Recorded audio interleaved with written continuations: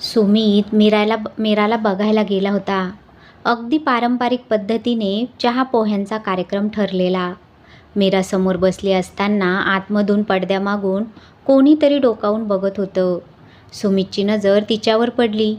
तीही गोड हसली आणि पहिल्या नजरेचं प्रेम म्हणता तसंच काहीतरी झालं.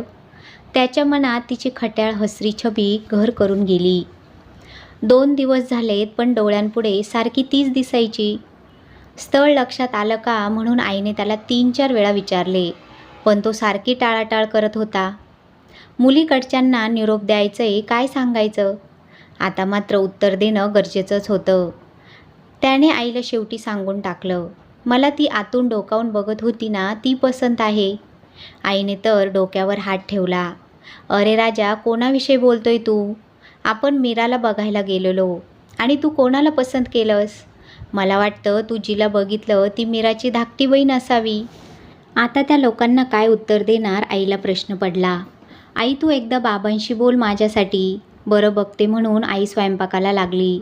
सुमितच्या हृदयावर तिच्या निखळ हास्याचं प्रतिबिंब उमटलेलं होतं.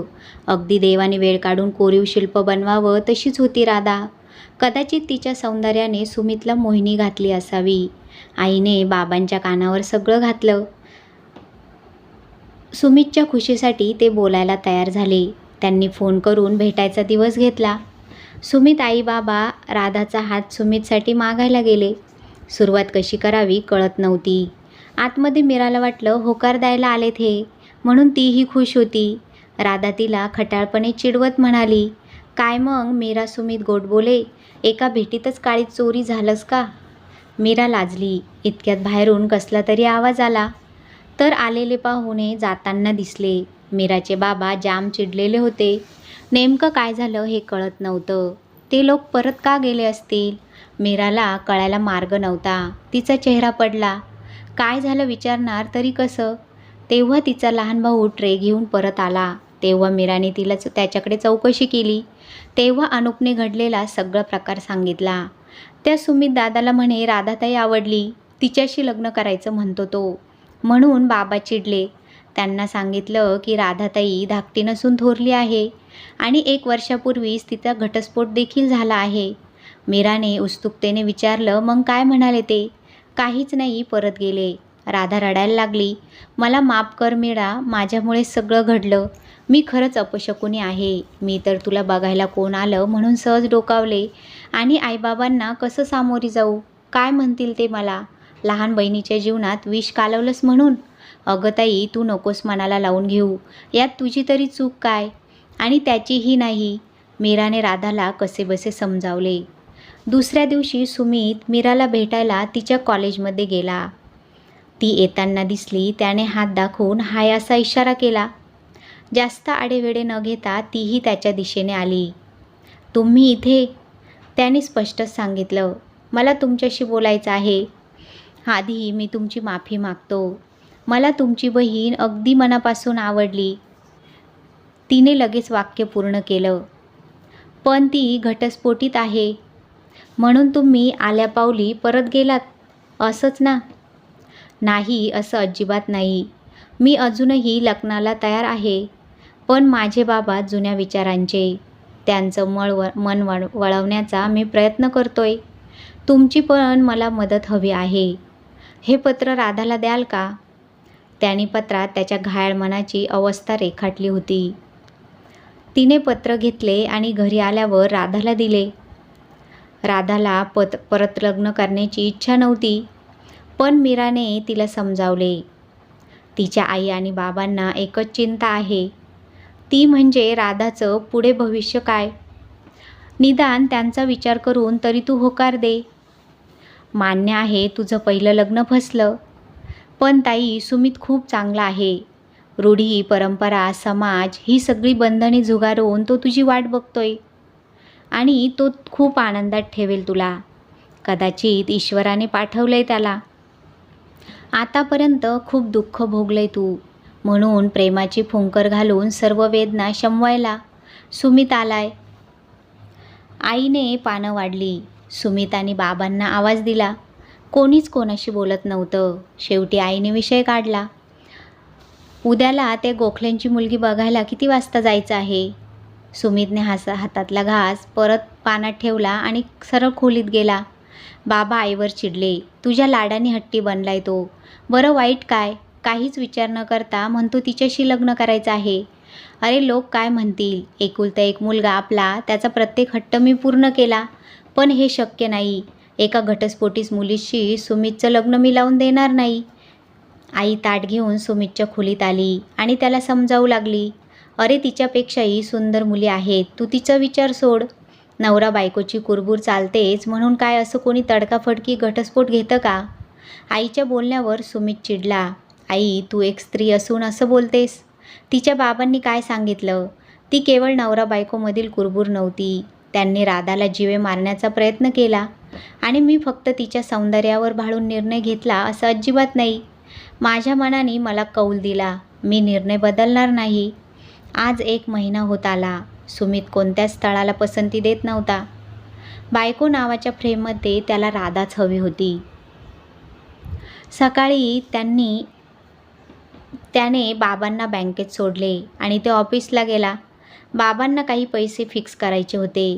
त्यांनी तिथल्या मॅडमकडून फॉर्म घेतला आणि त्यांना अचानक चक्कर आली. ते खाली कोसळणार इतक्यात त्या टेबलवरच्या मॅडमनी त्यांचा हात धरून सोफ्यावर बसवले.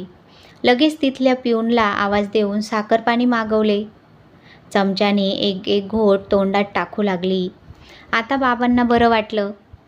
ते जरा टेकून बसले. तिनेच फॉर्म भरून दिला. घरी फोन करून कोणाला तरी बोलवा. मला नंबर सांगा, मी फोन लावते. तिचं बोलणं खूप सुखद वाटत होतं. नाही तशी गरज नाही, बरं वाटतंय आता, मी जाईन म्हणून ते निघाले. कधीही बँकेत आले की बाबा तिला भेटायचे. ती 4 चौघांसारखी नव्हती. एका क्षणात परक्यालाही आपलं बनवणारा गोडवा तिच्या स्वभावातच होता. नखोशिकात सौंदर्याची खाण असूनही जराही घमंड नव्हते. बाबांनी एकदा तिच्या नकळत फोटो काढला आणि आईला दाखवला. फोटो बघून आईचे डोळेही दिपले. मी ज्या बँकेत जातो तिथे ही काम करते. मागे मला चक्कर आली तेव्हा ह्याच मुलीने मदत केली. खूप गोड आणि लोभस आहे. एकदा हिचा फोटो सुमितला दाखव आणि विचार त्याला. हिच्यापेक्षा सुंदर मुलगी त्याला मिळणार नाही. रात्री जेवण आटोपल्यावर आईने कसाबसा विषय काढला. सुमित, त्या मुलींसाठी तू तुझ्या आईबाबांना या वयात दुःख देतोय. अरे थोडा तरी आमचा विचार कर. यांना एक मुलगी खूप आवडली. तुझ्यासाठी तिच्यापेक्षा छान मुलगी नाही मिळणार. तिचा फोटो आहे. बाळा, एकदा बघून तर घे माझ्यासाठी.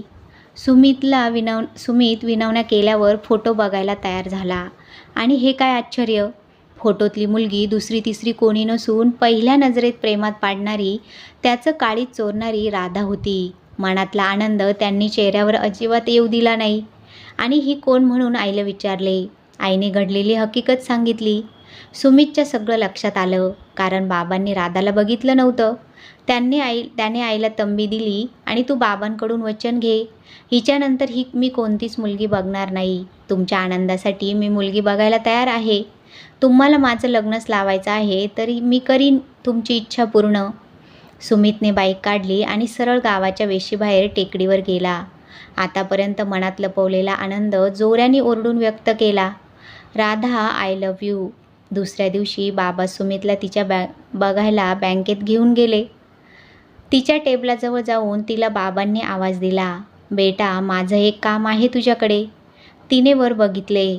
समोर सुमितला बघून तिची स्पंदनं वाढली. प्रथमच दोघेही समोरासमोर आलेले होते. तसं हे सगळं मी तुझ्या बाबांशी बोलायला पाहिजे. ते बोलेलच, पण त्याआधी तुला विचारावं म्हटलं. मला तू माझ्या मुलासाठी कुलवधू म्हणून पसंत आहे. मला तुझ्या बाबांचा पत्ता आणि नंबर हवाय. ती जरा घाबरली. काका, माझ्या बाबांचं नाव रमाकांत देव. मी राधा, त्यांची थोरली मुलगी. बाबा, कसला विचार करताय? आता तुम्ही पसंत केलं हिला. बघा, तुम्हालाही तिने मोहात पाडलं ना. काय कमी आहे तिच्यात? हेच ना की ती घटस्फोटीत आहे. त्यात तिची काय चूक? आणि तुम्ही मला वचन दिलंय. बाबांनी मोठा श्वास घेतला. सुमितच्या पाठीवर थाप दिली. तू बोल हिच्याशी, मी बाहेर आहे म्हणून निघून गेले. राधाला कळत नव्हतं काय बोलावं. तिने त्याला एकच प्रश्न विचारला. असं काय बघितलं तुम्ही माझ्यात? सुमितने हसून उत्तर दिलं. ते मला माहीत नाही, पण पहिल्या नजरेतच तू माझं काळीज चोरलंस आणि मी तुझ्या प्रेमात पडलो. तुझा होकार समजू. होशील ना गोडबोलींची कुलवधू. राधाने गोड हसून होकार दर्शवला. सुमितच्या बाबांनी रमाकांत यांना राधासाठी मागणी घातली. लेकीच्या नव्याने संसार फुलतोय, एका बापाला यापेक्षा मोठा आनंद कोणता असणार. ना डेटिंग ना चॅटिंग, खरं म्हणजे प्रेमात पडायला रोज रोज भेटलं पाहिजे, खूप खूप बोललं पाहिजे, हा समजच चुकीचा. केवळ सहवास म्हणजे प्रेम नव्हे. काही न बोलता एकमेकांना डोळ्यांची भाषा समजते, ते म्हणजे प्रेम. गर्दीतही त्याला तिच्या हृदयाचा आवाज येतो, ते म्हणजे प्रेम. दूर राहूनही ती व्यक्ती आपल्या आसपासच असते, ते म्हणजे प्रेम. कसं आहे ना, एका क्षणातही परकं माणूस आपलं होऊन बसतं.